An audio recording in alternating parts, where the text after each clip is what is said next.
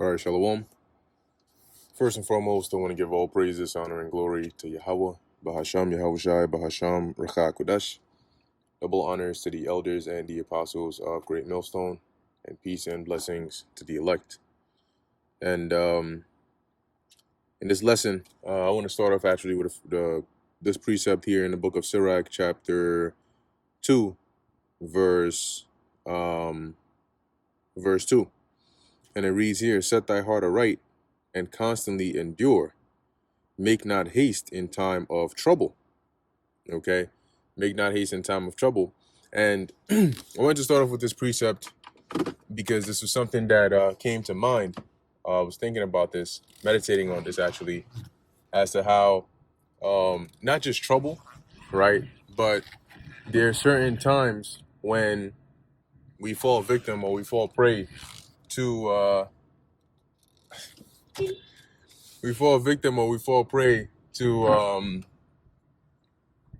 to the thrill. Okay, and the thing about trouble is it comes with that thrill, and it's not the only thing that comes with that thrill, right? Newness of things is really, what comes with it. Now, whether it's bad or good, whether the newness is bad or good, it doesn't really matter, right? For at least for the sake of what I'm getting at in this lesson, okay? And so what I'm getting at in this lesson is that you have to be careful for newness of things. You have to be very careful because you don't see the full picture in the very beginning. That's why the scriptures talk about better is the end of a thing than the beginning thereof, right? Because, and like I just read in Sirach about being patient, right? And not making haste in time of trouble. When you're in trouble, there's a certain kind of thrill. When people usually hear the word thrill, they think of like something good, right? A positive, like, I got a thrill from it, yeah. But, it doesn't always have to be positive. But when you're in trouble or, something exciting or something new that captivates your mind and gets your attention befalls you, you have to be very careful at that point because there's a lot going on in your head, which means that your things haven't normalized yet, right? Think of it like when you are tasting wine or you're tasting a certain dish, right? Food for the first time. You take a little bite and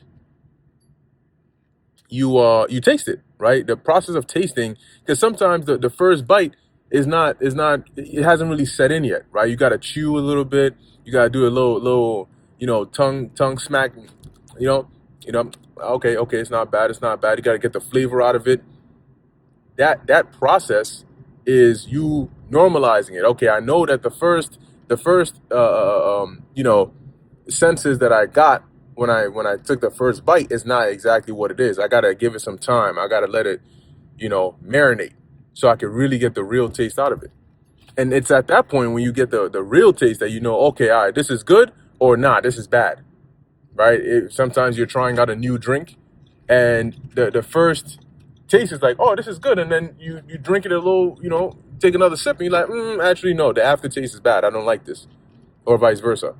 Right? So I'm giving this example to say that even when you're tasting food, now the process with that is quick, right? It's a matter of probably like seconds, for you to taste something. But even with that, you have to slow down, give it some time so you can get the proper, like the actual real taste of whatever it is you're consuming. And it's similar with events, things that happen to you. You meet somebody new, you get something new, you find yourself in a new situation, you find yourself at a new job. You ever realize that, say you start working at somewhere, you start working at a new place, your perspective of the place and the people and how you saw things or how you see things in day one, month one is not the same as year one, year two working there. Year one, year two, the place looks different. It's the same place, but you see it different, right? The same staircase you went up on your first time around look different now because you're so used to it, right? It's like you've had different experiences on that staircase going up and down. Maybe somebody's talking to you, maybe whatever the case is. So you see it differently, okay? Meaning your perspective changes. So when something new happens to you or you get something new or you meet somebody new, there's that exploration phase where your brain is fascinated.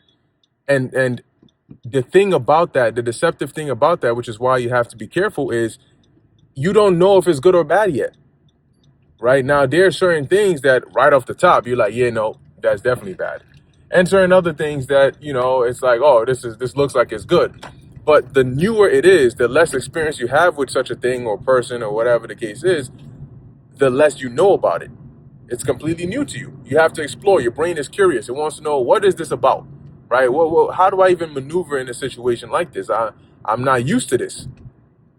And you have to be very careful there, because when the dust settles and your perspective normalizes on whatever the case is, then you really get the real picture for what it is. But if you make haste and quickly say commit to something, or quickly disregard, maybe you have something reliable that you've been using, a method that you've been using for the past God knows how long, and now you're introduced to a new method, and the new method is new. It seems good, right? It looks exciting. And if you're quick to just disregard the old method you have, or throw away maybe the old materials or whatever you had, and then later on, maybe a month or two down the line, you realize this new method actually isn't all that. It's not really what I thought it was. I'm not really sure what I saw in it to begin with. Why was I so crazy about this? You were crazy about it not because the method was so good. You were crazy about it because it was new. Okay? That's the thrill. You were in that excited state about this new thing that you're trying to, find out more about. And so you didn't really see it for what it actually was. And by the time you do see it for what it actually is, you may have made maybe a bad decision. Now you're stuck with it. And you want to go back to the old and you can't. Right? So surviving the thrill means maintaining composure, right? Maintaining self-control, keeping yourself calm, and just a practical way to do that is just keep telling yourself, what will this look like in a month? What would this look like in 3 weeks? What would this look like in 6 weeks? What would this look like in 9 weeks? Right? Just keep telling yourself that. Remember, like, for example, if it's a new person you meet, remember, okay, right now, this person might not be somebody that I actually like. I might actually end up really hating this person, but I don't know this person, So there's not really much that I can go off of. There's not really much I can judge based on. So I need to give it time. I need to be careful in my interactions, right? I need to be careful in how I, speak or communicate with this person, because I'm not familiar. I don't know how this person is going to turn out to be, So these are things like, going back to the precept that I read about make not haste in time of trouble, is, once again, you're in a new situation. It looks like it's trouble. Sometimes it is trouble, but when the dust settles and you get the full picture, you're like, oh, you know what? This was good trouble, right? There's just like there's good bacteria and there's bad bacteria, right? You have good trouble and you have bad trouble. You have good trouble that makes you stronger, that makes you better, that gives you, a better sense of, maybe character, perspective, judgment, whatever, it may be that the trouble is bringing upon you. Or sometimes you have trouble that's to open your eyes so you can see something you weren't seeing before. But if you're quick to jump at it, you're quick to just be hasty in decision making, in those kinds of things, you might end up in a bad or worse situation. You might end up in a case where you're like, damn, maybe I should have waited, right? Maybe I should have waited and not been so quick to say this or to do that, or to, because sometimes situations are much easier to escalate than they are to de-escalate, right? There are certain situations, certain things, events that you can escalate at whatever time you please. You have more control over that. But in terms of once it's escalated, de-escalating it is now a whole nother problem, right? So being patient and composed, and sort of just examining where you find yourself, what it is that you're dealing with. And I'm purposely keeping this vague because it's not specific to one thing, right? The term new can be applied to, like I mentioned before, an event, a person, an object, a gift, a methodology. information, knowledge. It can refer to a whole bunch of different things. Okay, but it still has the same, if not a very similar effect across the board. All right, which is that it can blind you from what the truth is. Right, and time is like your sunglasses. Right, time is what gives you better perspective. Over time, you understand better. Okay, all right, I see what this really is about. Right, I see what's going on over here. So be careful for that. And if you can be patient, whether it's through trying times or it's through fun times, right? It's through prosperity or adversity, and you can be patient and see what's really in it, why you're going through it, how did it come upon you. If you can do that, you can survive that thrill or survive that experience. You'll be all the more better for it. Okay, it'll benefit you much more in the long term because you weren't quick and hasty to just lay your hands on things and just get right to it, right? And now you have to worry about cleaning up and worry about like backtracking and undoing and no. Okay, so always remember that there's a thrill hidden in everything, and sometimes you're not really happy or passionate or desiring the thing, event, or person. Sometimes it's just the newness of it. Okay, sometimes it's just the newness of it, and you want to make sure that you're very well aware that this is a very real thing, and it happens to everybody. And if you're not conscious of what's going on here, you may be very quickly deceived. Oh, I met a new chick. Oh, damn, hey, this chick is perfect. Yeah, no, she's different. She's the one. She's the one. The five other chicks you met before were all the one, and until month 3, month 4, you realize, nah, this chick is a demon. Nah, I don't. Matter of fact, she don't. Our spirits are not compatible. She's like I thought she was into the scriptures, but she's not. And I want somebody that's into the scriptures. Or she's kind of annoying, or she's really this and that. But wow, what you saw in the beginning, you didn't see that. Yeah, because it was new. It's like, oh, you get that thrill again. Like, oh, who's this? I'm meeting this person and da da da da da. And then it's the same thing over and over again. Oh, you know what? Nah, she was a demon. This one right here though, there's a new one, completely new, bro. There's a very huge overlap. If you have a Venn diagram, that in between point, right? There's a huge overlap between all these women in terms of how they're biologically wired. Okay, there's a huge overlap, meaning that chances are, if you have found a certain trait in a woman, you need to be able to tell, okay, is this just a common trait in women, or is this specific to this person? But there's a great chance that it's common. So the oh no, she's new, she's different, she the one. And then after 3 weeks, you realize that she ain't the one. She worse than the first.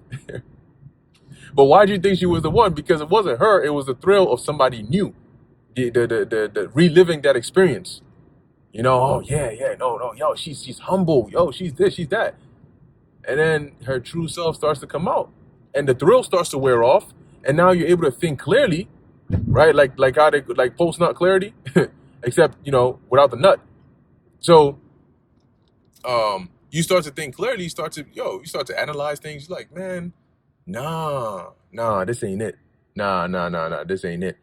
And when you hit that, this ain't it, you want to make sure you've sort of positioned yourself in a way where you still have the freedom to say, all right, let's give the example of you meet a person, right? Whether it's a chick, or if you're a chick, it's a guy.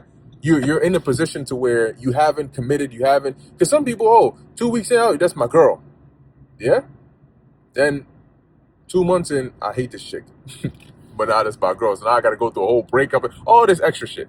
But if you position yourself in a way where you're still getting to know this person, you're taking your time, you get to the point you're like, you know what? After maybe, month 1.5, I see how this person is. Maybe I want to keep on getting to know them, right? Or after maybe month 1, you're like, nah, this ain't it, but I haven't stepped into no quicksand. I haven't put myself in a situation to where I've escalated things with this chick. She's into me now. I thought I was into her, but then I realized I don't really like her personality. You know, or I went out with her one time and the way she was acting, she's not really well mannered. But I haven't escalated situation. I haven't escalated the situation, so I can easily just back off because you understand. Oh, you know what? It wasn't really her, right? It wasn't really her. It was that beginning. You were living out the prologue. The movie hadn't really started yet. Okay, and now that the movie has started, now you understand. Okay, all right, I see what this is really about. Okay, and this will help you not just when interacting with people, but we're coming into trying times, right? We're coming into dangerous times that you can't judge just based off of first sight, right? The Lord puts you in a certain situation, and you're just automatically just losing your shit, and you exclude the fact that the Lord is in control of everything, and that might make you dig a deeper hole for yourself, right? As opposed to remaining calm and watching how do things play out. Maybe let me just give it a bit more time and see how things play out, right? If I pray to the Lord for something and I'm seeing the opposite, I know He heard me, so let me just wait and see, because maybe what I prayed for was the ending of it, but I need the Lord to show me how it gets there, right? This is how it starts to get there. Like if you are somebody, right, who has never, what's like a good example? This is not a good example, but it's an okay example. So we'll make do with it, right? Let's say you're somebody who loves cake, right? You love cake, right? You love bread, but you've never actually made it before. So you ask somebody to hey, I like some bread. You think you make me some cake, make me some bread. And then one day you just so happen to see the process of them actually making it, how it becomes what it is. At that point, you may think, what the hell is going on here? Like, what is this gooey, this little pasty thing over here that you're like mixing? That's not bread. That's not cake. Cake is fluffy. Cake is like sweet. It's good. What the hell is this shit? This looks more like some sort of paste than it. Yeah, but how do you think you get the cake? The beginning form is not what it looks like once it's ready. It got to go into the oven. It needs heat so that it can rise. It can form that texture that you love so much. So sometimes you ask for cake, the Lord is making the cake, and because it doesn't look like the finished product of the cake, you may think, oh, the Lord is giving me something I didn't want. I don't know what this is about, X, Y, and Z, blah, blah, blah. Nah, that's why you don't make haste. Just wait. Okay, let me see how this plays out. I asked for this, and I know the Lord heard me, so let me see what He does. All right, let me see what He has in mind. And then before you know it, you watch the situation manifest right before your eyes, and you see, oh, okay. I see why you gathering that. I see what you're. Oh, I see how that. There you go. All right. So long story short, I'm gonna bring it full circle. As the scripture I read in the beginning was, "Make not haste in time of trouble." Right. And as I expounded upon in the lesson, it's not just in time of trouble, but it's in time of newness. Right. New experiences, new people, new things. Don't be too quick to credit or discredit, but use wisdom and watch, examine, observe, okay, measure, and then get the full picture. Let your perspective settle. Let the dust settle. Let your perspective normalize and see it for what it really is. Not what you thought it was, but what it actually is. And that way, when you make a decision about it, you make the best decision because you're not making a decision based on things you haven't seen yet or information you don't have, right? But now you have a better sense of the picture, if not the full picture. So anyway, with that, I'm going to end it here. Lord willing, that was edifying to the elect. In closing, I want to give all praises, honor, and glory to Yahweh, Bahasham, Yahweh Shai, Bahasham, Rechak Kodash. Until next time, Shalom.